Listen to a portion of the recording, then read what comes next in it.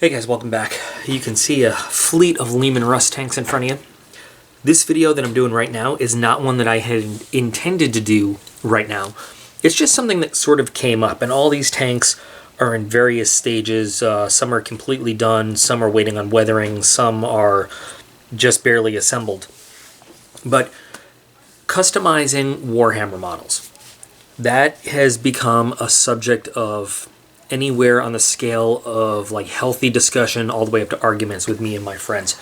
By the way, I've got the camera set up so I'm looking at it upside down. I hope that I'll remember to show everything the right way, but I thought it'd be easier for the purposes of doing this video to have the camera set up that way.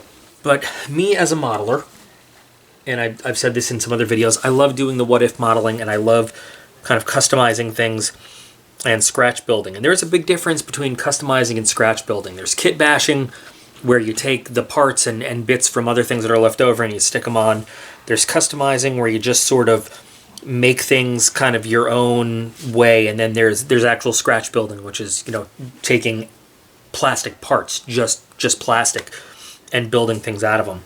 I think creativity, you know, to do all of them is great, but I was talking to some of my more Warhammer savvy people, you know, friends that have played this game a lot more than I have and are a lot more into it. And I was just having fun customizing and doing a little bit of scratch building here and there, a little bit of kit bashing with some of my Leman Russ forces here. And some of them thought it was really cool, and some of them thought, like, they got angry. They got really mad, like, you can't do that. That's not in that's not in a codex. That's not in the rule book. So just kind of looking over some of the things I was making. And really, look, one of the things I love about Warhammer the most is that you can build your army the way you want, for the most part. Basically, you make it the way you want it, as long as it conforms to what's in the rules in the books, right?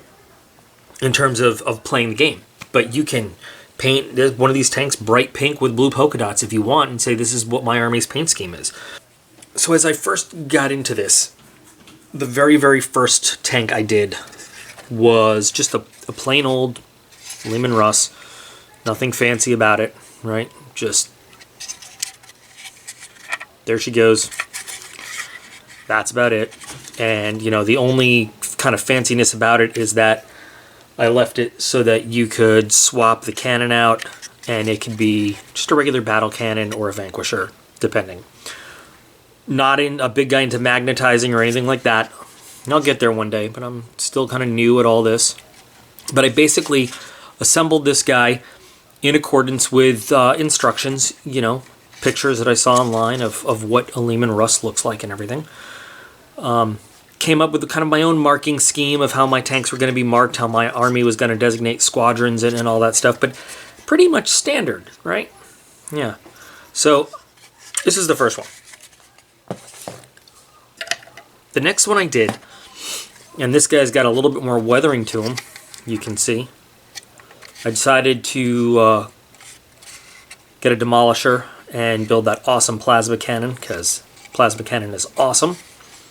So I worked on this one, but as you can see, it is still pretty much stock. The only customizing I did there was I changed the position of the searchlight, because it was going to interfere with where I wanted to have the commander up there, and I just sort of liked the look of it on the side of the turret. So, you know, whatever.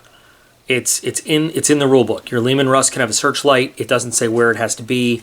So I just sort of put it on there, and nobody said too much about it. You know, big deal. I kind of grabbed the heavy stubber from, I think it was maybe, I can't remember what kit it came from. But again, if you look, you know, you can equip a Leman Russ with a heavy stubber with your tank commander, and that's just fine. So, not a big deal, right? So this is okay. So this one was fine. Next one, I got my hands on one of the older ones. I really wanted to build one of the older Leman Russ, because I just really like the look of it. So, this is a different one. But still pretty much, oh, sorry, my work with the camera here is horrible because of the way I have it positioned, but kind of standardized. I made this one a little bit more worn in the field, you know, some battle damage on the plow. Haven't done any real dirt weathering on this one or anything. It's just got some worn paint and everything. And I put a stubber on this one too, because I just like the way it looked.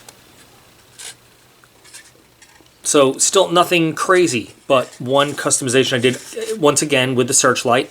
I didn't like its position right there, so I mounted it over there. Oh no, I took a Torox battle cannon and put it on there. Just for looks. I liked the way it looked. So I had a Torox. I didn't use any of the pieces for making it a Torox Prime, because, you know, the Torox was not for the Scions, it was just for regular infantry guys. So I put it on there because I thought it was going to look good. Now, you know, okay, we'll talk about the implications of that later, but I did this, and that, to me, that wasn't too big a deal. It's just, you know, it looks cool. I liked it. I started branching out a little bit there, back to more conventional, not adding any weapons to it, but I wanted a different look on the cannon. So I decided I was going to go with regular battle cannon, and this guy's still, obviously, no tracks or anything, still working on it. But I decided to do something a little bit different with the gun. And you get all these parts when you get a Leman Russ. So I've decided this is my standardized position now for Searchlight, unless I have to put it somewhere else for whatever reason.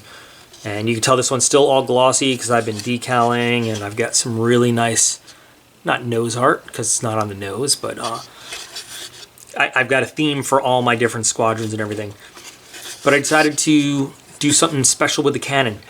Again, just to make it look different, right? Now, just follow me on this. We'll talk about the playability of it all in a little bit, but just to make it look different. And if that's looking familiar at all to you, it's a combination of 4 parts that come with the kit. It is the battle cannon.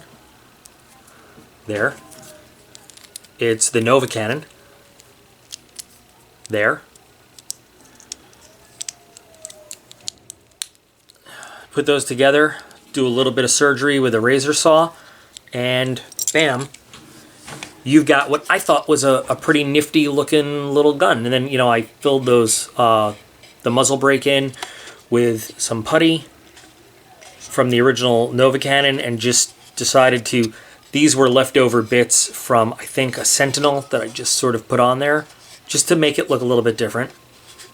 And that's it. Just, I shaped the gun different. That's it. It's about the same length if you take a look, because then here is a traditional one that I'm working on with the battle cannon. The gun is really not any longer this way than a regular battle cannon is. It just has a different look because of that cool muzzle brake for the Nova cannon there. This is where I started getting a little bit off the reservation, and I decided to do a Vanquisher in the same style, right? As you, I don't know if you guys can tell, but all of my different squadrons kind of, this is my company, different squadrons within the company have different color schemes and everything. So, this one has a really cool little angel on there too. But I decided to do a Vanquisher, mounted the same way. Okay, so all it is Nova cannon, cut a little part, put it on there, fill the holes, do a little sanding where it meets. I really apologize again for the camera work. I've never filmed it this way, and I'll probably never do it again. And I decided, just because I have that big empty cannon space, I moved the Searchlight. Kind of, if you're familiar with some of the main battle tanks we fielded in the 60s, the M60, M48, and M60 series, they had a big Searchlight over the gun. I thought that would have a good look to it. Boredom, Insomnia, spare parts, and some stock plastic. Since I've been building scale models, I keep a bunch of this stuff around. Evergreen plastic, just pieces of plastic. If you're not familiar with it, these are just plastic strips, and this is just a package of rods and tubes, and you can get them in any shape cut you want, like big plates, but it's great for scratch building stuff. So I'm going to separate this out, because really, the hull here, there's nothing fancy. I had to admit that I screwed up a little bit. I put dual las cannons on it instead of one in the bow. But yeah, okay, so the book doesn't really allow for that. Fine, I'll pretend there's something else. But I liked the look of it, and I put them there. Where I really kind of want a little crazy is on this turret. So this is what the muzzle brake from the Nova cannon looks like, but when it's filled in with putty, before it's painted over and everything's smoothed. I had to make, if you can see it there, a mount out of a plastic strip for the storm bolter, because I didn't have one available at the time, but it works pretty good. It's not perfect. This is an antenna from the backpack from a Voxcaster. I ended up putting the searchlight in the original position there. I'm not sure.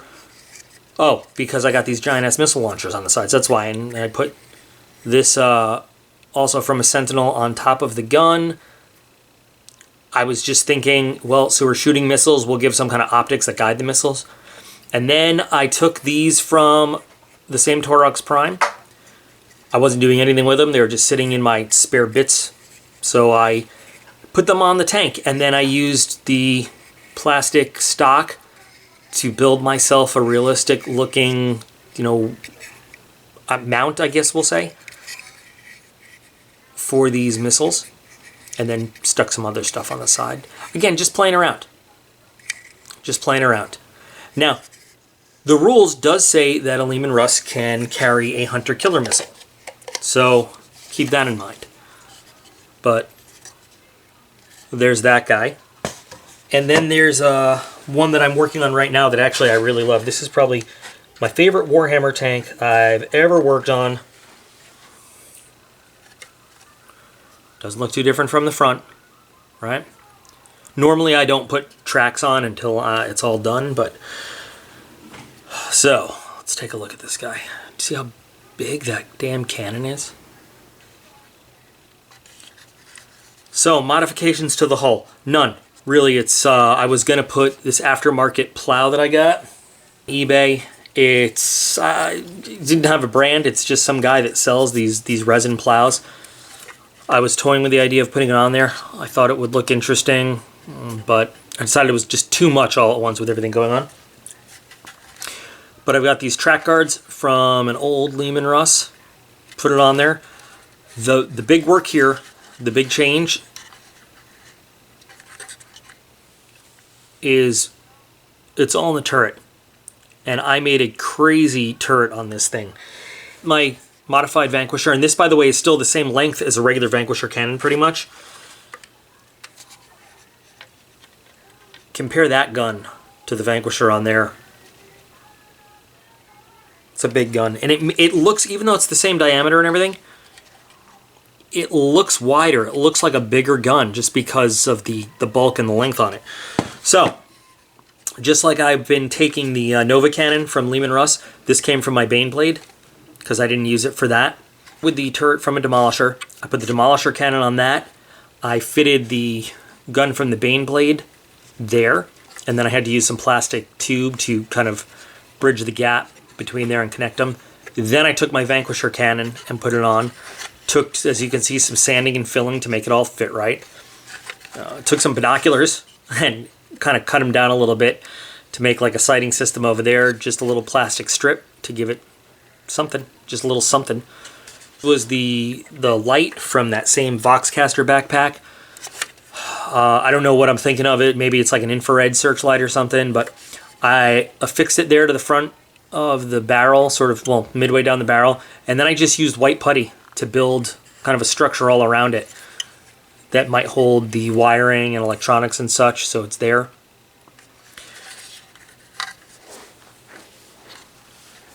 Just to finish off those Torox parts, here is the turret gun mount with the twin Torox Gatling guns. I think it just looks really badass on this turret. I really like the way it looks. Do I intend to play it? Well, again, we'll get to that later. But I wanted it on there because I think it looks cool. So I put it on there. Because of the length of this gun, it looked really lopsided. So then, well, it's kind of hard to see the stock plastic underneath, but I started building out a turret bustle, you know, extra storage and everything out of the white stock plastic. And then I just found extra bits to sort of build around it to hide that and make it look Warhammer World-ish. So like that came from a Valkyrie. This is, I think, some just extra piece left over from the Baneblade. These, I don't even know where these panels came from. But I built it all up to look different. This is the antenna from Baneblade. This is just plastic stock. I made a secondary smaller antenna. This is an extra piece that came off of a Sentinel. And brand new positioning for a searchlight there because there was nowhere to put it. I was going to mount it there, as you can see, but his arm would have interfered with it. And it helps kind of counterbalance the look. And yeah, I am thinking about aesthetics here when I do this stuff. Counterbalances the look of having the Gatling gun there by having the searchlight over there. And then we can say maybe these batteries go to the searchlight. I don't know.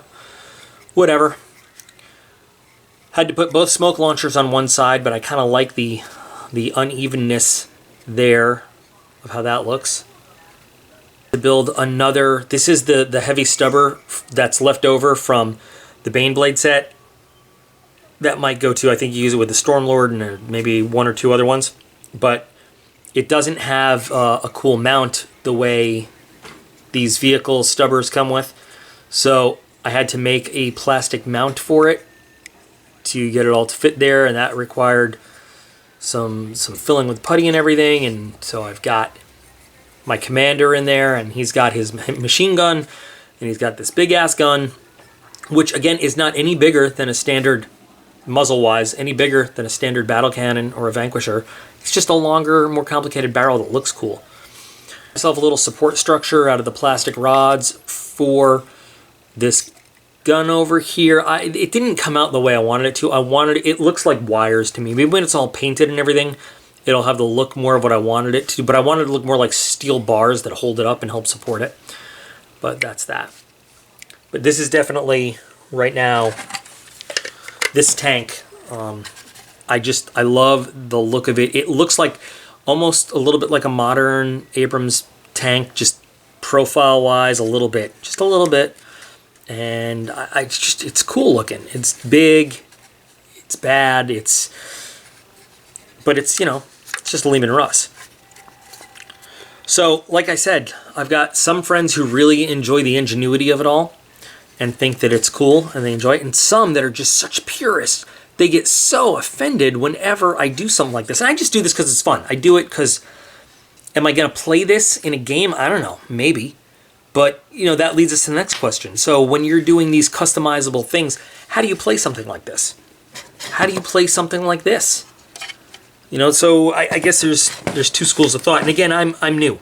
There's probably people that have invested a lot more time figuring this kind of stuff out than me, but I can't believe some of the hostility I faced. So, I guess answer number one is look at my cool tank, because I'm proud of what I did, and I'm going to play this like a standard old Vanquisher.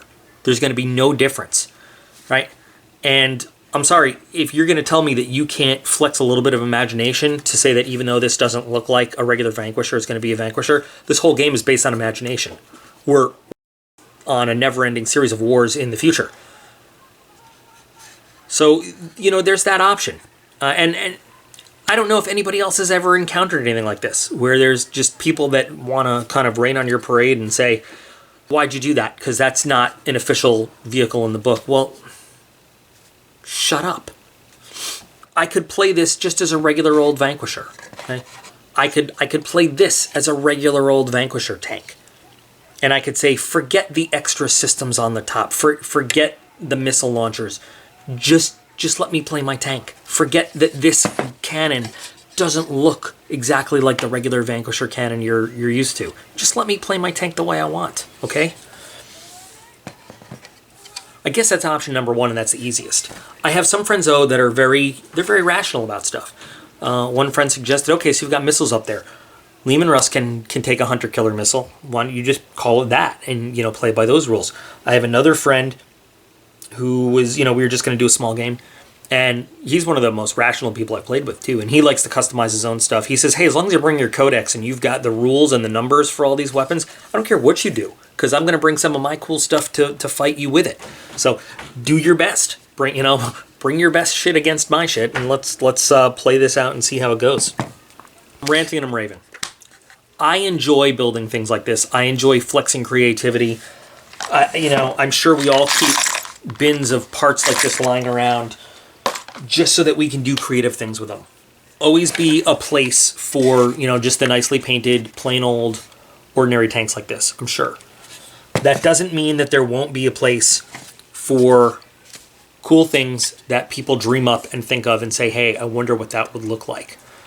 You know, given the price of these model kits, I mean, seriously, if these weren't for a wargaming system, they can never get away with charging what they do for these kits. So I figured out that these are about 1/48 scale. A 1/48 scale tank would never, it would be half the price of what one of these things is. So for the price that you pay for the kit, you should be able to do whatever the hell you want with it. You know, and then just come to an agreement and some kind of understanding on what the rules of each individual game are going to be. There's no reason you can't play a game one week where you use every single weapon system on here, and the next week they say, okay, you can play that, but you've got to use it as a regular Vanquisher according to the rules. Is that cool? Yeah, that's cool. It's just one more tank to fill out my ranks. So that is basically my ranting and raving for this video. So showing off some of my custom stuff that I've been working on, because I really enjoy doing this what-if scratch building, customization, kit bashing type stuff, and trying to get a feel of what everybody out there feels is the appropriate solution. So if you guys are playing, do you just make these things collection queens or shelf queens and you don't even let them play? Do you make them play as a very basic version of whatever they're based on? Or do you modify rules to allow the modifications in the game somehow? What do you think is the best answer? Or what have you guys done? What's worked in the past? I'm just curious. I'd love to know. I'd love to hear it. And do you have any suggestions for things I should make in the future? Modify up one of these things next. I've got another Valkyrie that I'm building that I think I'm going to... mess with that a lot. It doesn't limit... It's not limited to vehicles either. This is a custom little command figure I made out of spare parts that I figured, hey, he looks pretty cool. I'm going to bring him in. I'll put him as one of my command squads. Yeah. And I took a bunch of crap for that too. I don't know, I like it. But I got this real commander I got to get back to work on, as well as a bunch of guys, because I'm got a game this weekend I'm playing against my rational friend, who we let use all this crazy stuff, and you can see I've got... Thanks for watching, guys. I really look forward to hearing your opinions on these kinds of things. And that's it. I'll see you again real soon with either a not Warhammer video or a Warhammer video. I don't know, but it'll be a model, for sure. It'll have something to do with models. Thanks.